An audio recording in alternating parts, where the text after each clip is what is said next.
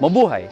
Now, the Toyota Rav4 has been around for a really long time. In fact, it's one of the more important nameplates for Toyota because before, when you were a family man and you wanted space and didn't want a van, you would get a car like the Rav4. However, since the dawn of PPVs like the Fortuner and all its other competitors, market for the Rav4 has slowly gotten less to the point wherein they barely sell any more of these cars. I drove the, well, not the previous generation, but the pre-facelift, because I think this is a facelift already. And I found it to be a really great car. However, it was too expensive and they removed the all-wheel drive. This version though, the one behind me, is the hybrid. So what I want to find out is, I know it's a good car, but is the hybrid version enough to justify the point of the Rav4? Let's find out. Starting with the looks, and what I like about the Rav4 is that it looks like nothing else in the Toyota family. In fact, I would say that the Rav4 kind of started the trend. I said in the Veloz review that it looked like the Rav4, and what I mean by that is that from the front you can see that it has a really sporty and aggressive look. You have these really angular lines, you know, the shape of the headlights and all of that, and the grille and whatever. But what I like about it is that it stands out, not too much, but you know that it's something different. It's not just any normal Toyota. So you get LED DRLs here, you get LED headlights, you get fog lamps, and you even have the front camera for the around view monitor. But overall, from the front, you can see already that the Rav4 is one good looking car. I think the best angle actually of the Rav4 is from the front. Okay, so from the side, you get these nice black cladding. I personally like it because it adds to the ruggedness and the sportiness of the overall look. You have also the hybrid badge here, of course, because it's a hybrid. Turn signals, and 18-inch dark gray. I don't know if they're gunmetal, so I'll just call them dark gray alloy wheels. But overall from the side, what you can see the most is that the design, the overall design of the Rav4 is it's not sculpted. It's very angular. There are a lot of squares and sharp curves and lines that really make it look boxy. And that's not a bad thing. I personally like it. So now, let's check the rear.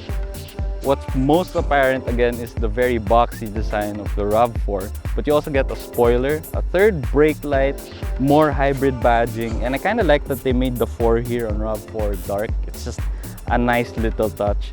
And lastly, it actually has a power tailgate.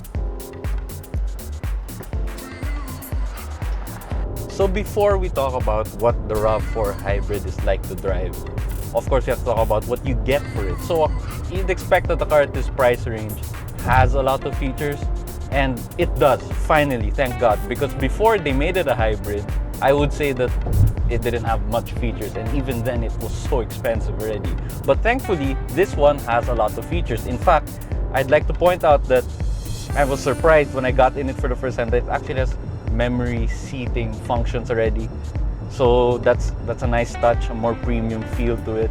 And you get a digital cluster in front. It's not fully digital. Your fuel gauge, your temp gauge, and your power gauge, they aren't digital, but I personally like that more than a fully digital cluster. But in the middle, there's a small screen that tells you your fuel consumption, the range, and all of that, different car settings, and all of that. The steering wheel is wrapped in nice leather. You get the buttons here on the side for the screen here, and the volume button for the infotainment. You have your Toyota Safety Sense settings here, as well as the cruise control and whatnot. The screen, although it's a little small, I appreciate that they decided to put physical buttons, because sometimes some screens are just not responsive enough. But I like that Toyota chose to put physical buttons here. It also has Apple CarPlay and Android Auto, although not wireless. Let's not nitpick, the features there, so that's good. You have a dual climate control system as expected. You even have heated seats. Still don't know why, but you get that anyway. It's nice that in this Rav4 you actually also have a wireless charging pad. Down here you have your buttons for the parking brake, auto hold. You can change your driving modes from eco, normal, and sport, and even EV mode. And then you have your gear lever here, some cup holders, and the cubby hole. But overall, what I like about the interior of the RAV4 is that you would expect from Toyota that they would still be putting some cost-saving materials. And it's nice in the RAV4 that they chose to hide them somewhat. The dashboard is wrapped in some soft touch material. Like I mentioned, the steering wheel's leather. You have leather on the gear shift. The seats are wrapped in nice leather, and I want to point out the seats are also very, very comfortable. And the space in the second row is actually a lot of space. In fact, the second row for me, it looks so far away, but that's a good thing because then at least you have a lot of space.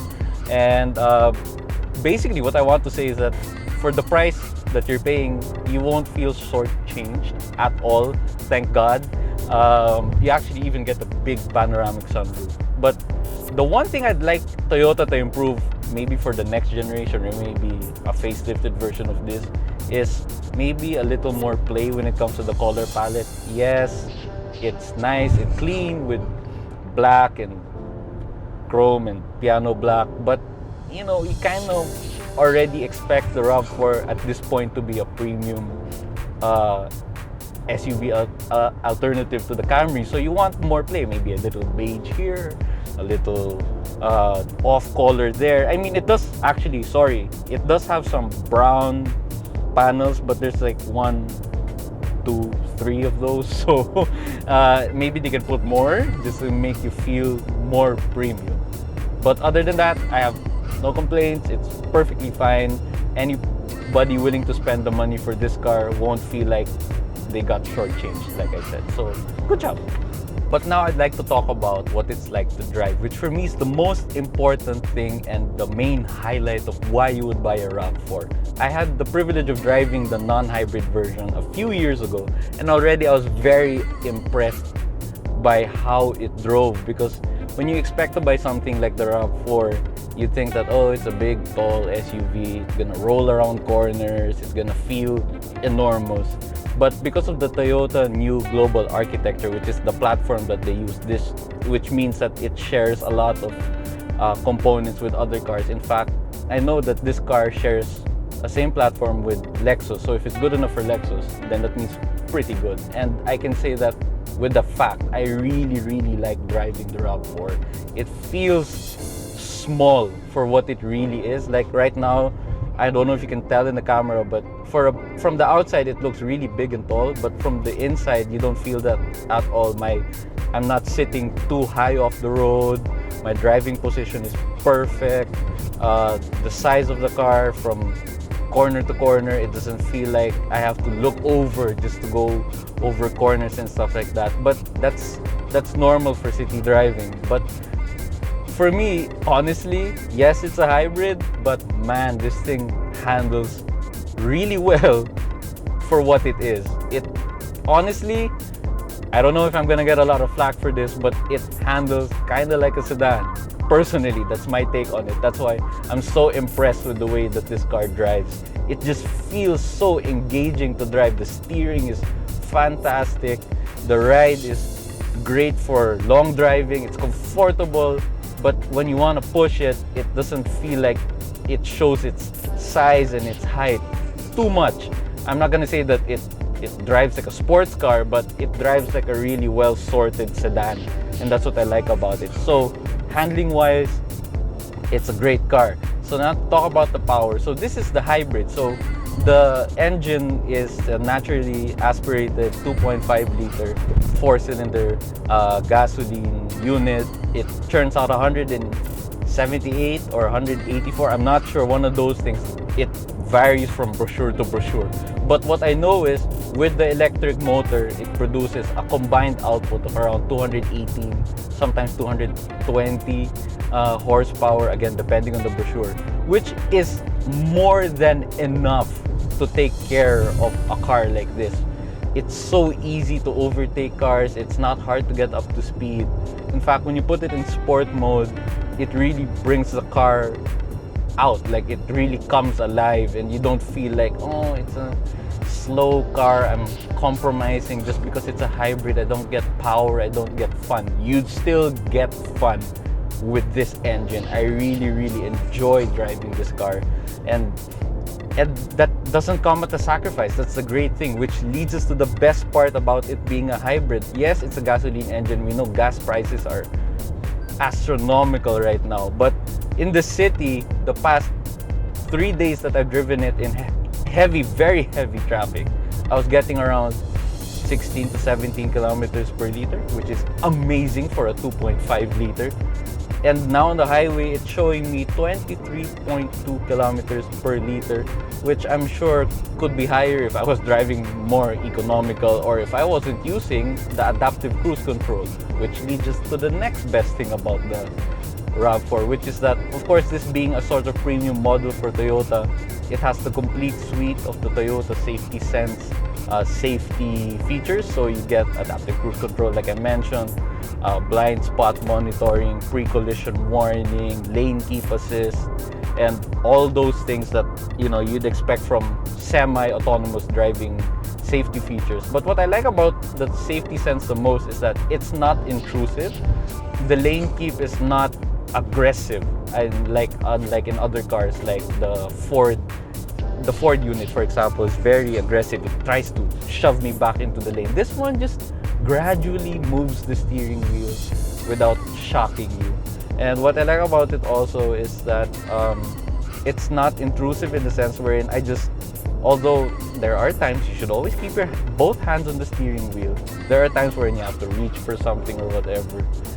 In other cars, it will automatically like beep and go crazy that keep your hands on the steering wheel. Here, it has more play, or it's a little more lenient. It doesn't remind me too much to keep my hands on the wheel. Although I know I should, it's just nice that it's not noisy, it's not intrusive, it's not annoying. That's what I like about the safety sense features of the Rav4.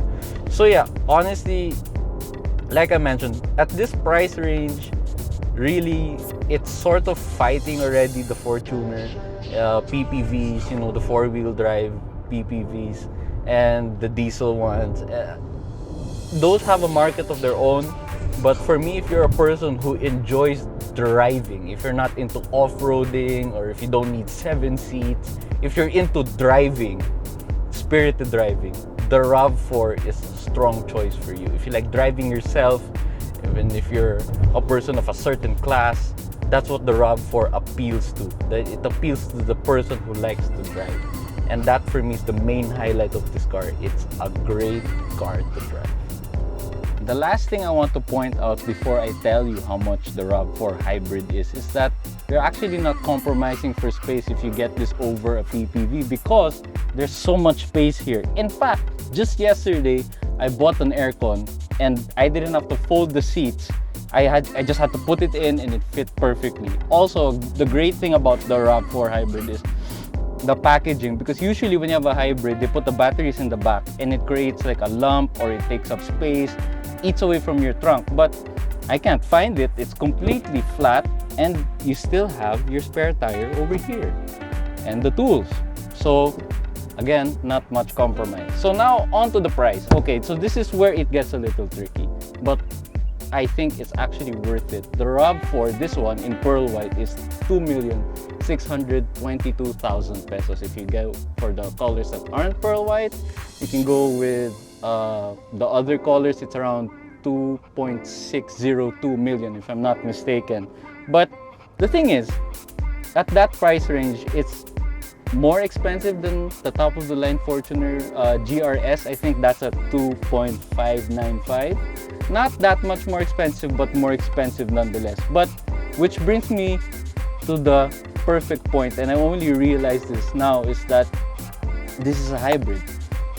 So you get the same amount of fuel consumption from a diesel, or even better at some points. It's more refined, it's more quiet, and Toyota's been doing hybrids since the late 90s, so the technology here has been perfected over and over again.